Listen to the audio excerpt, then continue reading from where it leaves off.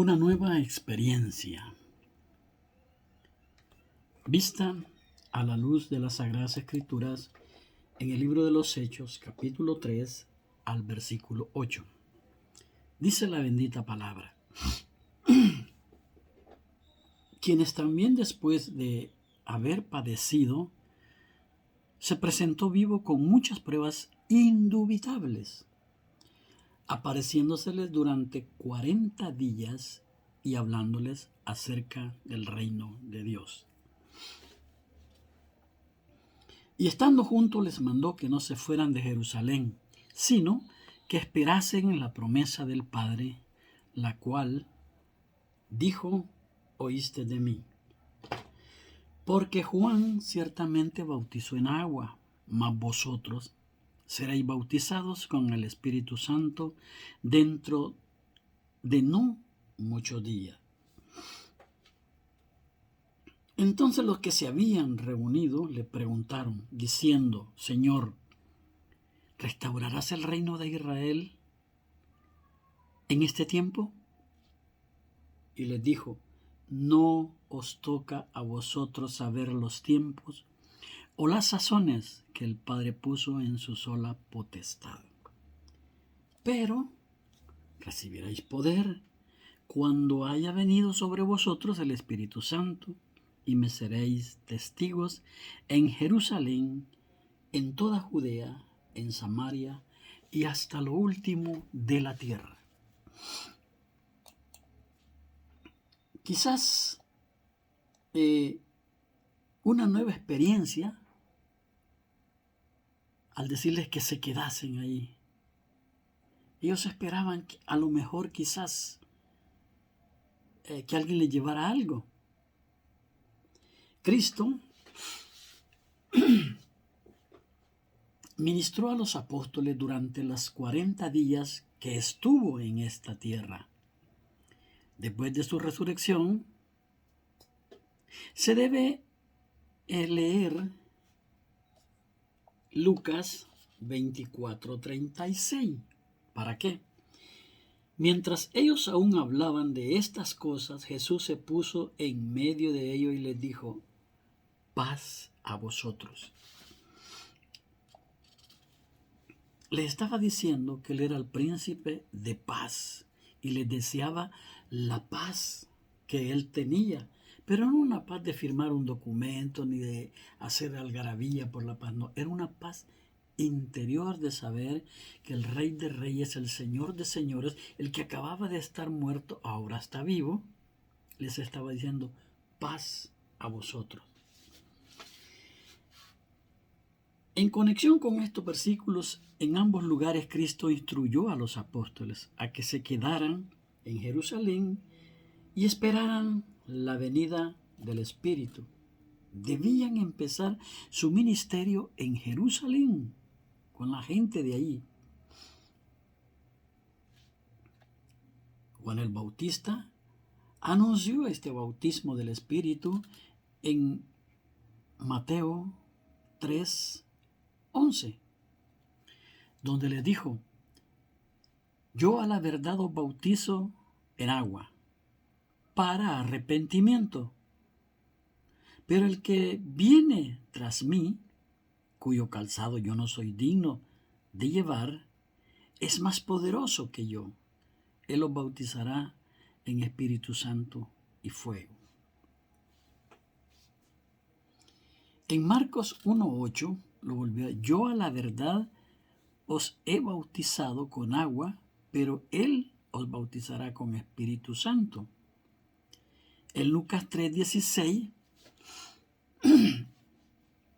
respondió Juan diciendo a todos: yo a la verdad os bautizo en agua, pero viene uno más poderoso que yo, de quien no soy digno de desatar la correa de su calzado. Él os bautizará en Espíritu Santo y fuego. Fíjese lo que dice Juan 1:33. Juan dice en Juan 1:33: yo no lo conocía. Y yo no lo conocía. Pero el que me envió a bautizar con agua, aquel me dijo, sobre quien veas descender el Espíritu y que permanece sobre él, ese es el que bautiza con el Espíritu Santo y fuego. Fíjese bien, que Cristo no dijo nada respecto a un bautismo con fuego, porque ese bautismo se refiere al juicio, como el caso de Sodoma, que fue bautizada en fuego y deshecho, y hoy dicen que el mar muerto el que está ahí, pero bueno, fue muy diferente. La venida del Espíritu uniría a todos los creyentes en un cuerpo que se conocería como la Iglesia de Dios o la Iglesia de Jesucristo. ¿Por qué razón? Mire, en la primera carta a los Corintios 12:13, porque por un solo espíritu fuimos todos bautizados en un cuerpo. Un solo espíritu, en un solo cuerpo. En el espíritu de su Hijo. Sean judíos o griegos, sean esclavos o libres, y a todos se nos dio a beber de un mismo espíritu. El espíritu también les daría a los creyentes poder para ser testigos de los perdidos. A los perdidos, para ser testigo a los perdidos. Finalmente, el Espíritu capacitaría a los creyentes para hablar en público y también para hablar en otras lenguas y hacer otras obras milagrosas para despertar a los judíos. Todo esto era como un celo para despertar a los judíos. En 1 Corintios 1:22 vemos que dice, porque los judíos piden señales. Y esta era una señal, pero no la entendieron. Y los griegos buscan sabiduría. Como cuando llegó Pablo a predicar, queremos oírte de ese Dios que estás hablando. Y cuando les predicó, unos se burlaban, otros se quedaron pensativos, otros creyeron y otros no. Vení mañana, te queremos oír, le dijeron. Los judíos exigen señal. Para ellos esta es la clave. Si no hay señal, no hay nada. Tiene que aparecer un loco haciendo milagros, tiene que aparecer un loco convirtiendo cosas que el hombre no puede hacer. Y para ellos ese es el Mesías. Dependiendo de las señales. Los judíos exigen señal. Hay una realidad, dos referencias de este bautismo del Espíritu en Hechos. En el capítulo 2, ahí está la referencia, cuando llegó el día de Pentecostés, ese es todo el capítulo, o sea, hay que leerlo para entenderlo. Cuando llegó el día de Pentecostés, todos estaban unánimes juntos, reunidos, los 120, incluyendo la familia de Jesús, su madre y sus hermanos. Los judíos exigen, cuando él bautizó a judíos en el día de Pentecostés, y casi la mayoría eran judíos, no habían casi gentiles ahí, y si habían, tal vez serían Priscila y Aquila y otros que se escapan los nombres.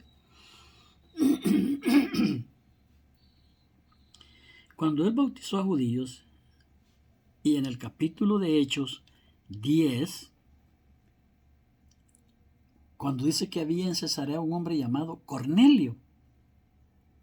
Cornelio, él era gentil, guerrero, matarife, tenía trofeos de haber derribado grandes guerreros.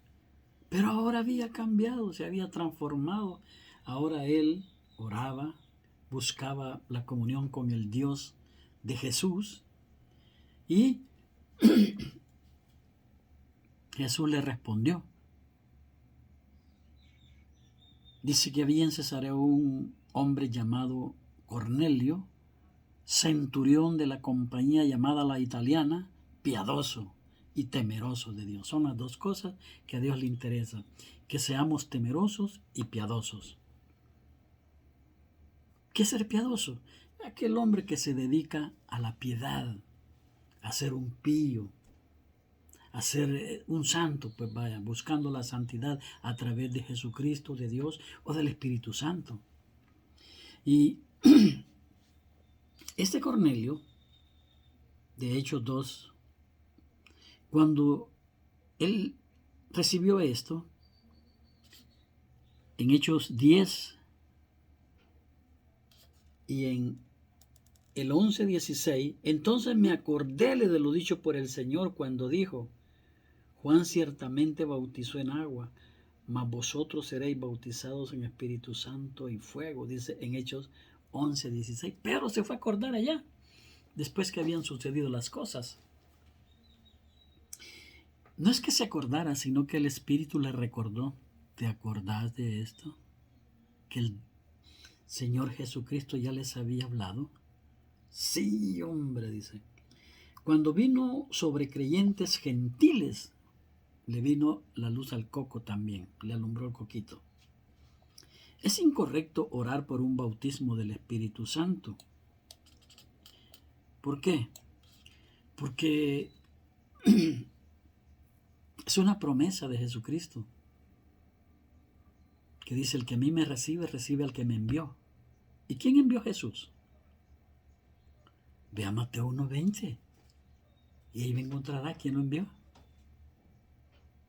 Y el ángel le dijo a José, el santo ser que hay dentro de María, lo que de ella hay, del Espíritu Santo es. O sea, el Hijo del Espíritu, pues. Así que orar por el Espíritu, aunque Jesús lo dijo, que si se lo pedíamos, pues el Padre no lo iba a dar. O sea, Él iba a acercar hacia uno. Es incorrecto orar por un Espíritu, por un bautismo del Espíritu. Podemos pedirle a Dios que nos llene de su Espíritu. Lléname, lléname, lléname, complétame para poder trabajar y honrarte y glorificarte. Dice en el libro de los Efesios 5:18, no os embriaguéis con vino, en lo cual hay disolución, antes bien, sed llenos del Espíritu. Eso es lo correcto. Sed llenos, completitos, o que nos dé poder para un servicio especial. Romanos 1:17. Que no me avergüenzo del Evangelio porque es poder de Dios cuando yo recibo el Evangelio. Mire Hechos 10:38 que dice, como Dios ungió con el Espíritu Santo y con poder a Jesús de Nazaret, y como éste anduvo haciendo bienes, sanando a todos los oprimidos por el diablo, porque Dios estaba con él. Es el narrador, pero la verdad es que si es el Hijo del Espíritu, ¿cómo iba a ser pobre o no iba a poder hacer nada? Tenía todos los poderes para hacer las cosas que él quisiera. Pero no debemos orar por su bautismo. ¿Por qué? No es recomendable, hermano. Yo le diría que vea, fíjese, vaya y lea esos versículos. Ezequiel 36:27 y versículo 11 también. Y vaya también a Gálatas 4:6, donde dice que por cuanto sois hijos, Él envió la promesa. En Gálatas, en Ezequiel 36, 27 está la promesa de que Él nos daría un corazón nuevo y pondría dentro de ese corazón un espíritu nuevo. Si vemos a Isaías también dice, y derramaré de mi espíritu sobre toda carne. Él mismo, el amor de Él iba a estar en nosotros porque Dios es amor y su espíritu es Él. Él es el espíritu que se mete dentro del ser.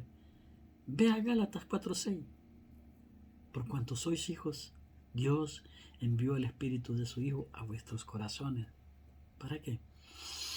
Para que cuando tú leas Romanos 1:17 entiendas que y recibiréis poder cuando haya venido. Porque no me avergüenzo del Evangelio, porque es poder de Dios. Vas a decir entonces, vas a comprender. Y si estás orando por el Espíritu, pues yo te recomiendo que vayas primero al Espíritu de Dios. Porque Cristo en vosotros es la esperanza de gloria. Amén y amén.